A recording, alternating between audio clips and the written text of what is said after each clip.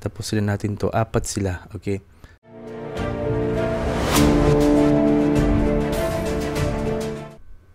Continue natin guys, no? So mga nauna na yung undervalued. Continue natin doon sa mga natirang fair, okay? So mag-start tayo sa BDO, okay?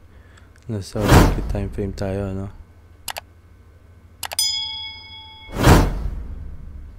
Parang umuulan yata. Wala akong signal. Okay, actually kagabi is lumindol.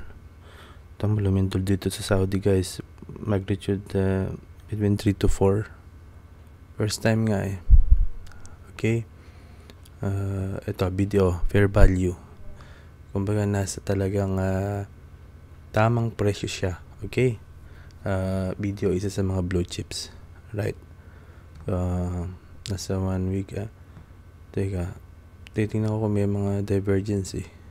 Yun ang una kong tinitingnan, kaya meron akong stochastic dito eh. Or momentum indicator. Okay. Pag nabasa mo na yung price action.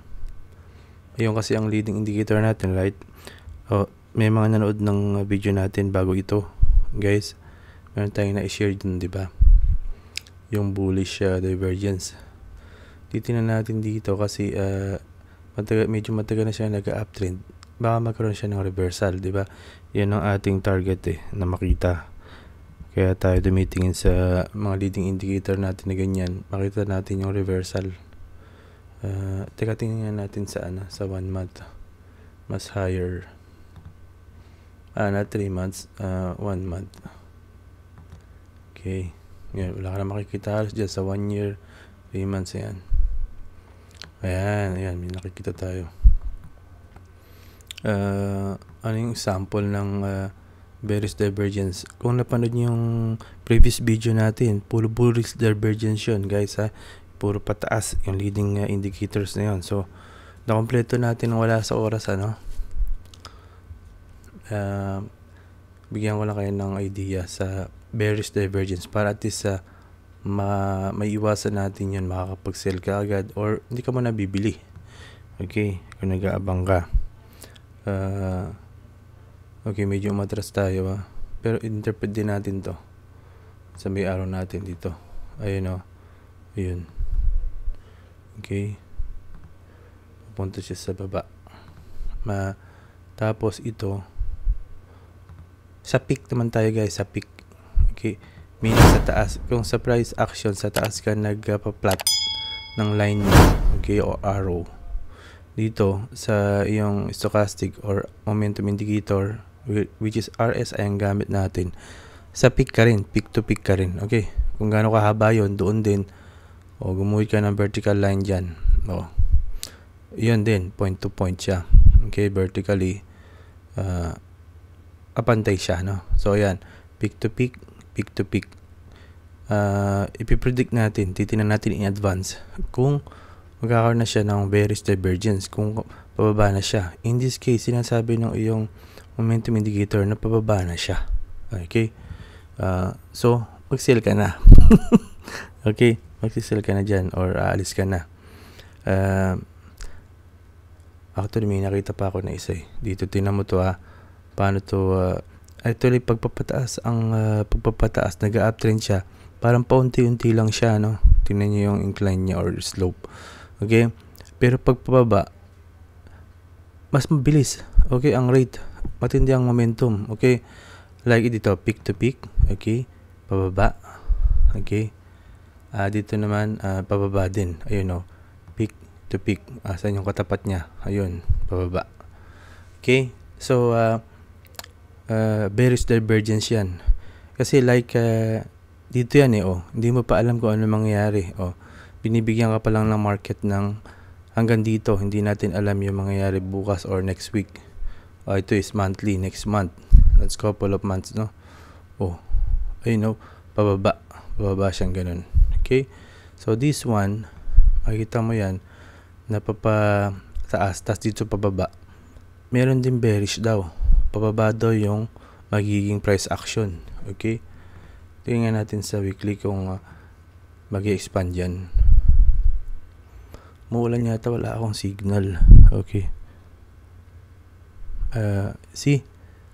Yung peak to peak ano, ayun. Oh. Tas lang natin, oh. Pero peak yan eh. Oh, pababa. Tama. Pababa siya. Nasa weekly na tayo kasi yan ang time frame natin, mga mid-term to long term, no? Oh.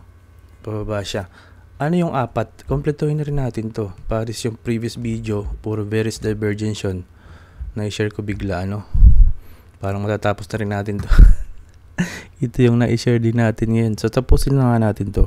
Total, parang may na-signal. I-continue ko bukas yung mga blue chips, no? Tapusin na natin to. Apat sila, okay? Pagka ganitong, yung sa price action is down, okay? So, bearish ang tinitingnan natin, ano? O, peak to peak tayo. Pag down to, at down din yung nasa momentum indicator mo, wala lang yun. Ibig sabihin, continuation yun. Magkakaroon pa rin ng down. Okay? Bearish pa rin siya. Okay? That is yung apat yan na pairs. So, ito yung first pair mo. O, meron na tayong second pair dito. O, ano yung third pair natin? Ang third pair natin, guys, is para makompleto na natin. Dito naman tayo napunta. Galing, di ba? So, swerte yung makakapanood. Akala nila walang pointers, no? So, in-note nyo, no? So, this is yung mga bearish groupings, bearish divergence pairs. Okay, apat yun. Yung bullish divergence pairs, na-share natin sa previous video. Okay? So, ito na yung continuation. Ito yung susunod. Dito na lang tayo mag-plot, ano? So, ano to? Is down, down. Dito naman is okay, dito naman sa stochastic sa baba to, ito yung third pair. Okay, straight siya or sideways yung stochastic, tapos yung kanyang pair na price action, okay, is up. Okay, up. Ito sa price to, itong peak to peak na to. At itong peak to peak na to is stochastic or RSI. Pwede kang gumamit ang CCI, MACD, stochastic. Yan, yung mga momentum indicators mo, no? So tatlo na yan. Ano pa yung yung pang fourth pair?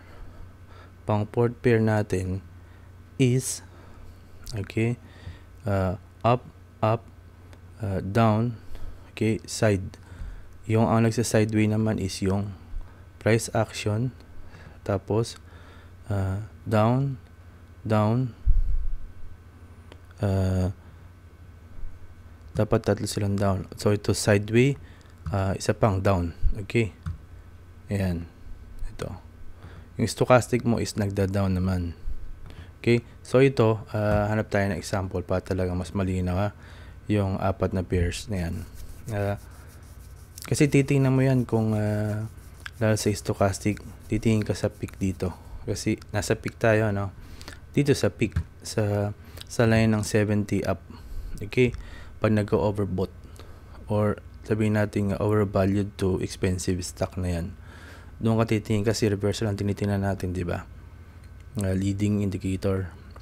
Okay, so ito na yung example ng dalawang pair. Hanap tayo nito. Okay. This one, tapat na rin, kalain mo. Sorry, hindi nga pala pababa, nasa taas siya, no? Dito yon. Dito tayo magpa-plot.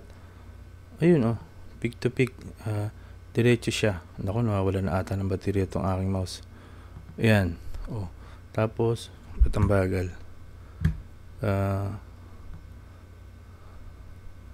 Yan. Okay. Naku po, bumigay na. Nasaan na ba yung aking ano ba naman yan?